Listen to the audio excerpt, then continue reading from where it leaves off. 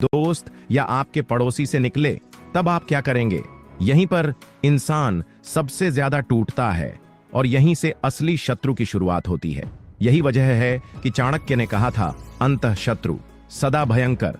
अंदर का दुश्मन हमेशा सबसे खतरनाक होता है। आज मैं आपको 7 ऐसे शक्तिशाली तरीके बताऊंगा जिनसे आप बिना लड़े अपने दुश्मन को चतुराई से मात दे सकते हैं।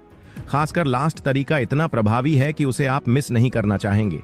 तो वीडियो में अंत तक बने रहे, वीडियो लाइक करें और हमारे चैनल चाणक्य नीति इंस्पायर को सब्सक्राइब करें। एक बार मगध साम्राज्य में एक सेनापति था, ताकतवर, बुद्धिमान और हर युद्ध में विजयी। लेकिन उसकी हार किसी बाहरी दुश्मन ने नहीं की। उसकी हार हुई उसके ही दरबार के दोस्तों से, जो अंदर ही अंदर उसकी बुराई करते थे, उसके खिलाफ षड्यंत्र रचते थे। बाहर का दुश्मन तो वह तलवार से हरा देता था, लेकिन अंदर बैठे शत्रु ने उसे मनोवैज्ञानिक युद्ध में पराजित कर दिया। यानी सच्चा युद्ध मैदान में नहीं, दिमाग के अंदर होता है। चाणक्य ने शत्रु को 3 भागों में बांटा था।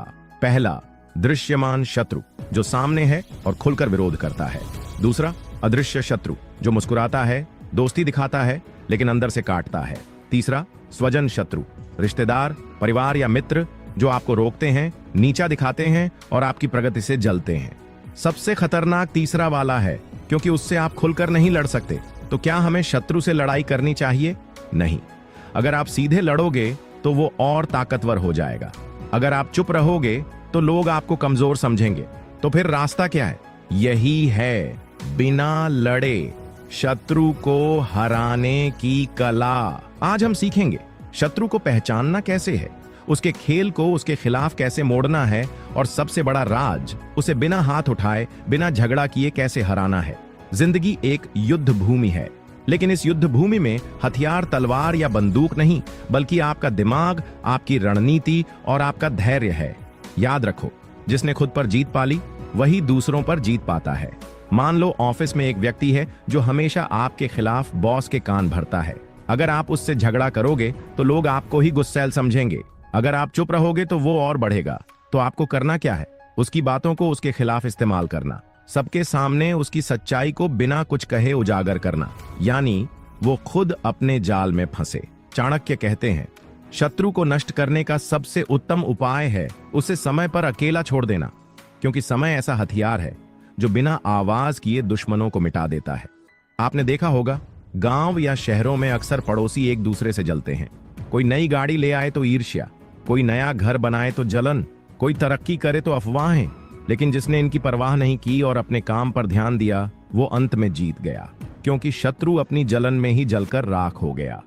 अगर आप भी ऐसे किसी शत्रु से जूझ रहे हो तो ध्यान से सुनो, क्योंकि आगे मैं आपको 7 गुप्त मंत्र बताने वाला हूं, जिनसे आप अपने शत्रु को बिना लड़े हर बार हरा सकते हो।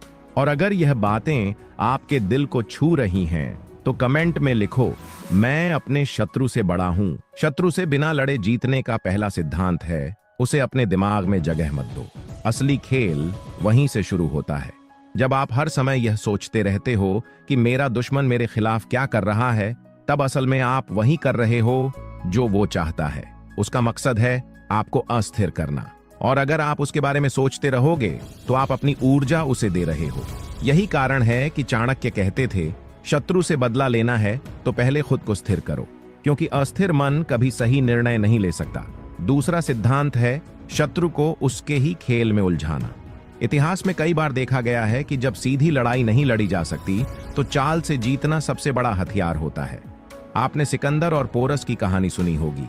जब पोरस से हार हुई तो सिकंदर ने सोचा कि अब इस राजा को खत्म कर दूं। लेकिन पोरस ने सीधा झगड़ा नहीं किया, बल्कि उसका मन जीत लिया। उसने सिकंदर से कहा, मुझसे वैसे ही व्यवहार करो जैसे एक राजा दूसरे राजा से करता है। और उस एक वाक्य ने सिकंदर का पूरा दृष्टिकोण बदल दिया। यानी अगर आप सामने से लड़ोगे तो दुश्मन और शक्तिशाली हो सकता है, लेकिन अगर आप उसकी सोच पर कब्जा कर लोगे तो वो कभी जीत नहीं सकता। तीसरा सिद्धांत है, शत्रु की कमजोरियों को पहचानो। हर इंसान के जीवन में एक ऐसा बिंदु होता है जहां से वह नियंत्रित होता है।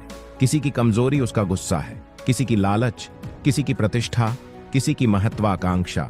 अगर आप दुश्मन की कमजोरी पहचान गए तो समझो आधी लड़ाई वहीं जीत ली। कौटिल्य ने लिखा है कि यदि शत्रु गुस्से वाला है तो उसे उकसाओ, अगर वह लालची है तो उसे और लालच दो, अगर उसे अपनी प्रतिष्ठा प्यारी है तो वहीं वार करो। और सबसे मजेदार बात यह है कि उसे पता भी नहीं चलेगा कि वह आपकी चाल में फंस चुका है।